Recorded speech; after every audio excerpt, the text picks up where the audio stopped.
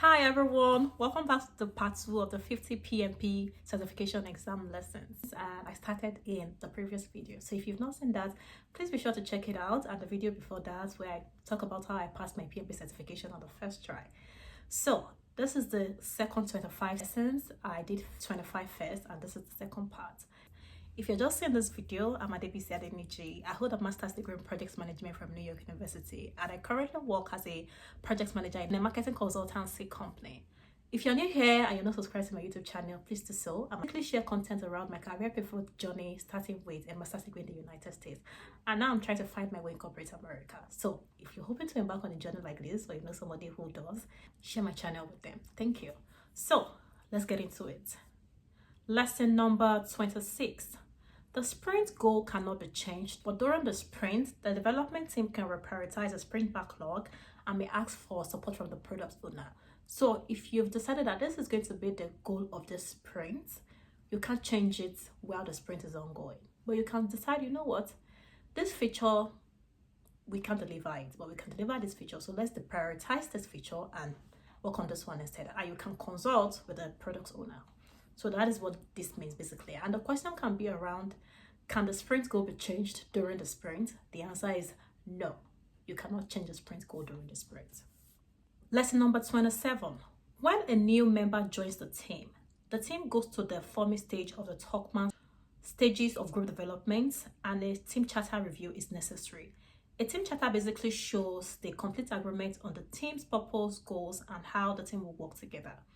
So you need to read the Talkman stages of group development information. I came across this first in an interview, and then I saw it in project management study hall. So that is a resource I will actually definitely ask you to familiarize yourself with. So basically, when a new team member joins the team goes back to forming. So the stages are forming, storming, norming, performing, and adjoining. There are 5 stages.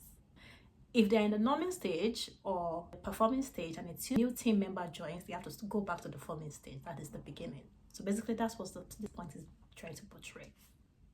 Lesson number 28.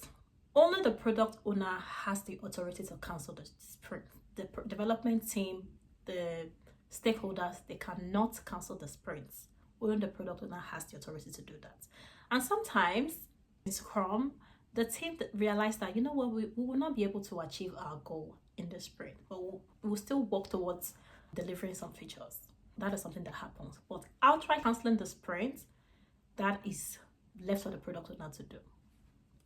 Lesson number 30. Identification and analysis of stakeholders is an ongoing process in project management because change is constant. I mentioned that in my previous video as well. The stakeholder identification process is ongoing. You constantly have to update the stakeholder register. So that is something you want to keep in mind. So the question will be like, oh, when should you do the stakeholder identification process? It is an ongoing process. Keep that in mind. Lesson number 31. Iterative and incremental delivery are agile practices. Iterative focuses on refining the product through 2 cycles of development and feedback. Incremental focuses on delivering usable portions of the product at regular intervals. They are different. So that is something you want to keep in mind. Kanban, lesson number 32. Kanban limits work in progress, aka the doing stage. The stages are to do, doing, to be reviewed, done. Other terms can be used, but the term synonymous to doing is where you limit work in progress. So you don't limit work in progress in to do. You can have as many to do as possible, but when it gets to the doing, you have to limit the work in progress. You can't have too many things on that part of the Kanban board. So keep that in mind. The question can be like, what does Kanban seek to achieve to limit work in progress in the doing stage? Lesson number 33. The Lean principle stipulates deciding as late as possible and delivering as fast as possible. Sometimes they will interswitch these principles to confuse you. In Lean, we try to eliminate waste. And deciding as late as possible is ensuring you gather relevant feedback before making decisions, and you're not making decisions hastily. Delivering as fast as possible is to ensure the customer gets value quickly and incrementally. So That is why it is deciding as late as possible to gather all feedback and delivering as fast as possible to ensure customer gets value. Don't confuse both. Lesson number 34. The Scrum Master removes impediments for the Scrum team and make sure they adhere to Scrum principles. That's what they do. It's not the work of the product owner or the development team to improve impediments. Impediments are basically things that occur that don't allow the Scrum team to function effectively. So the Scrum Master is responsible for removing those. Lesson number 35. If a team member is not available for a period during the sprint, the development team should collaborate with the product owner to remove some sprint backlog item after evaluating the impact of their absence if necessary. So sometimes, even if a team member is not available, the velocity of the team is not affected. But in a case where they can't function as effectively in the absence of that team member, then they have to collaborate with the product owners to remove some items from the sprint backlog. Lesson number 36. A Scrum team is made up of no more than 10 members. This is a question that is ever occurring in all the practice tests I did. They will try to throw you off and say 10 and above.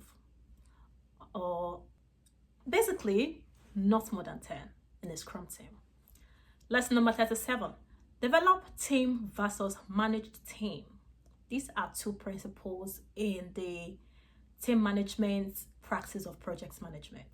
Develop team is a process of improving competences, team interaction, and the overall team environment to enhance project performance. Managed team is when you track team performance, provide feedback, resolve issue, and manage team changes to optimize project performance. I would read the PMP 6th edition to really get an idea of this, to really understand the principle behind it. But yes, develop team, improve competencies, interaction, team performance by ensuring that their environment is great. Manage team, track those performances, provide feedback, resolve issues, and manage changes. So keep that in mind. Are you enjoying the video so far? Lesson number 38. The developers are responsible for meeting the sprint goal at the end of the sprint. So they have to do all they can to ensure that they meet the sprint goal. Lesson number 39. The work breakdown structure is built using the project charter. You already know the project charter is a document that gives authority to the project manager to use project resources within project constraints. The work breakdown structure is basically breaking down the project work into manageable tasks. So the work breakdown structure is built using the project charter. Lesson number 40. When two teams work together, the first thing to do is note the interdependency between them to see how those interdependencies can affect the execution of tasks. That is the first thing you have to do. So this question will ask that, oh, these two teams are working together, and then they will give you a series of options. So the one that says, note the interdependence between both teams, that is the correct answer. Lesson number 41. Systemic thinking involves examining project components as a whole and determining how each component interacts with and affects each other. This approach helps improve decision making and problem solving. So basically, how do operational process assets affect, let's say, lesson learned documentation? So basically, you're looking at the project as a whole, the stakeholders, how do they affect the team? That is basically it. So systemic thinking is looking at the project holistically and seeing how various components affect each other. Lesson number 42. Perform qualitative risk analysis before performing quantitative risk analysis. Performing qualitative risk analysis helps recognize high priority risk by looking at their probability and impact. Perform quantitative risk, use numerical strategies to check the overall impact of project risk and all their uncertainties. So you perform qualitative first before quantitative. Lesson number 43. A risk register is used to track risk and they are updated as they are being identified.